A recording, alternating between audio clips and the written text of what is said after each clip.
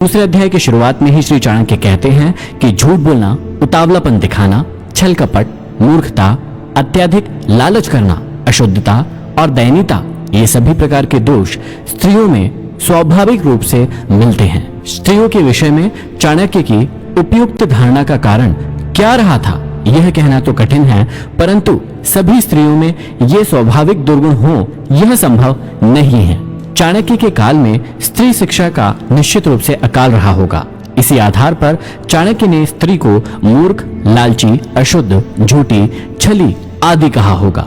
लेकिन दयाहीनता की भावना स्त्री का स्वाभाविक दोष नहीं माना जा सकता। चाणक्य कहते हैं कि भोजन करने तथा उसे अच्छी तरह से पचाने की शक्ति हो तथा अच्छा भोजन समय पर प्राप्त हो, प्रेम करने के लिए अर्थात रति सुख प्रदान करने वाली उत्तम स्त्री के साथ संसर्ग हो, खूब सारा धन और उस धन को दान करने का उत्साह हो, ये सभी सुख किसी तपस्या के फल के समान होते हैं, अर्थात कठिन साधना के बाद ही ये सुख प्राप्त होते हैं। आगे कहते हैं कि जिसका पुत्र आज्ञाकारी हो, स्त्री उसके अनुसार चलने वाली हो, अर्थात पतिव्रता हो, जो अपने पास धन से संतुष्ट रहता हो, उसका स्वर्ग यहीं पर है। और कहते हैं कि पुत्र वे ही हैं जो पिता भक्त है, पिता वही है जो अपने बच्चों का लालन पोषण करता है, मित्र वही है जिसमें पूर्ण विश्वास हो, और स्त्री वही है जिससे परिवार में सुख शांति व्याप्त हो।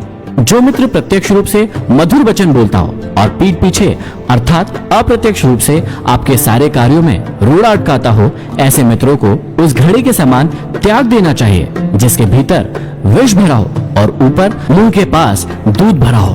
बुरे मित्रों पर और अपने मित्रों पर भी कभी विश्वास नहीं करना चाहिए, क्योंकि कभी नाराज होने पर संभवतः वह आपका विशिष्ट मित्र भी सारे रहस्यों को बाहर जाकर प्रकट कर सकता है। मन में विचारे गए कार्यों को कभी किसी के सामने नहीं करना चाहिए, अपितु उसे मंत्र की तरह रक्षित करके अपने मतलब सोचे हुए कार्य को करते रहना चाहिए। निश्चित रूप से मूर्खता दुखदायी है और यौवन भी दुख देने वाला है, परंतु कष्टों में भी बड़ा कष्ट दूसरों के घर पर रहना होता है। निश्चित रूप से मूर्ख व्यक्ति का समाज में कोई सम्मान नहीं है। विवेकहीन व्यक्ति को पग पग पर अपमानित होना पड़ता है और परिहास का पात्र बनना पड़ता है। इसी प्रकार यौवन के आने पर भी आदमी कभी कभी अपना विवेक और आपा खो बैठता है।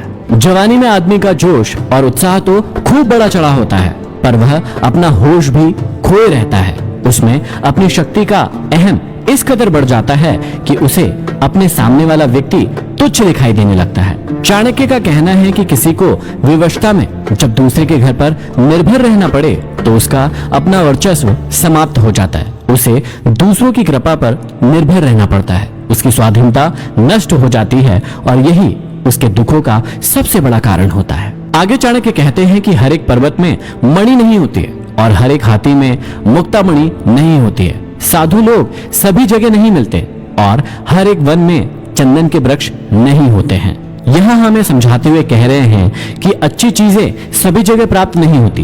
पर्वत श्रृंखलाओं के मध्य खनिज पदार्थ भरे पड़े हैं, उनमें हीरे जवाहरातों की खदानें भी है, परंतु सभी पर्वतों में ये प्राप्त नहीं होते हैं। विशेष गुण वाली वस्तुओं को विशिष्ट स्थानों में ही खोजना पड़ता है। बुद्धिमान लोगों का कर्तव्य होता है कि वे अपनी संतान को अच्छे कार्य व्यापार में लगाए, क्योंकि नीति के जानकार व सद्व्यवहार वाले व्यक्ति ही कुल में सम्मानित होते हैं। चाणक्य कहते हैं कि जो माता पिता अपने बच्चों को नहीं पढ़ाते हैं वे उनके शत्रु होते हैं। ऐसे अपढ़ बालक सभा के मध्य में उसी प्रकार शोभा नहीं पाते जैसे हंसों के मध्य में बगुला शोभा नहीं पाता। अत्यधिक लाड़ प्यार से पुत्र और शिष्य गुणहीन हो जाते हैं और ताड़ना से गुणी हो जाते हैं। भाव यही है कि शिष्य और पुत्र को यदि ताड़ना का भय रहेगा तो वे कभी भी गलत मार्ग पर नहीं जाएंगे। आचार्य चाणक्य कहते हैं कि एक श्लोक, आधा श्लोक, श्लोक का एक चरण, उसका आधा अथवा एक अक्षर ही सही या आधा अक्षर प्रतिदिन जरूर पढ़ना चाहिए। कहने का अर्थ है कि शिक्षा से ही लोक व्यवहार का रहस्य प्रकट होता है, इसलिए हमें हमेशा पढ़ते रहना चाहिए।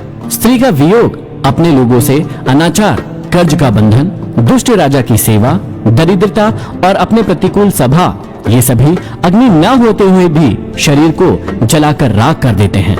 नदी के किनारे खड़े वृक्ष, दूसरों के घर गई स्त्री, मंत्री के बिना राजा, शीघ्र ही नष्ट हो जाते हैं। इसमें कोई भी संशय नहीं करना चाहिए। आगे चाणक्य कहते हैं कि ब्राह्मणों का बल विद्या है, राजाओं का बल उनकी सेना है, वैश्यों का बल उनका धन है और शूद्रों का बल छोटा बनकर रहना अर्थात सेवा कर्म करते रहना है। आपको इन बातों का भी ध्यान रखना चाहिए कि वैश्या निर्धन मनुष्य को, प्रजा पराजित राजा को, पक्षी फल रहित वृक्ष को व अतिथि उस घर को जिसमें वे आमंत्रित किए जाते हैं को भोजन करने के पश्चात छोड़ देते हैं। ब्राह्मण दक्षिणा ग्रहण करके यजमान को, शिक्षक विद्या अध्ययन करने के उपरांत अपने गुरु को और हिरण जले हुए वन को त्याग देते हैं। इस श्लोक में चाणक्य ने कहा है कि किसी प्रयोजन के लिए यदि कोई व्यक्ति किसी के पास जाता है तो उसे कार्य पूरा होते ही वह स्थान छोड़ देना चाहिए। उद्देश्य पूर्ति के बाद वहां रुकना किसी भी दृष्टि से उत्तम नहीं है।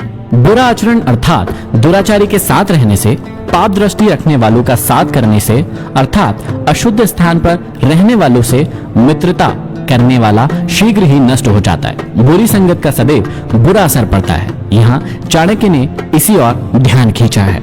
चाणक्य समझाते हैं कि मित्रता हमेशा बराबर वालों में ही शोभा पाती है। नौकरी राजा की अच्छी होती है, व्यवहार में कुशल व्यापारी और घर में सुंदर स्त्री शोभा पाती है। मित्रता कभी भी दो स्तर वालों में सफल नहीं होती है। एक सा स्वभाव, एक समान समाज में जीवन स्तर, एक से कर्म दो व्यक्तियों के बीच में मित्रता के आधार हो सकते हैं। नौकरी हमेशा सरकारी अच्छी होती है क्योंकि इसमें स्थायित्व होता है। जो व्यापारी चतुर और व्यवहार कुशल होता है वह इस समाज में सम्मान का पात्र होता है और सुंदर स्त्री घर में ही शोभा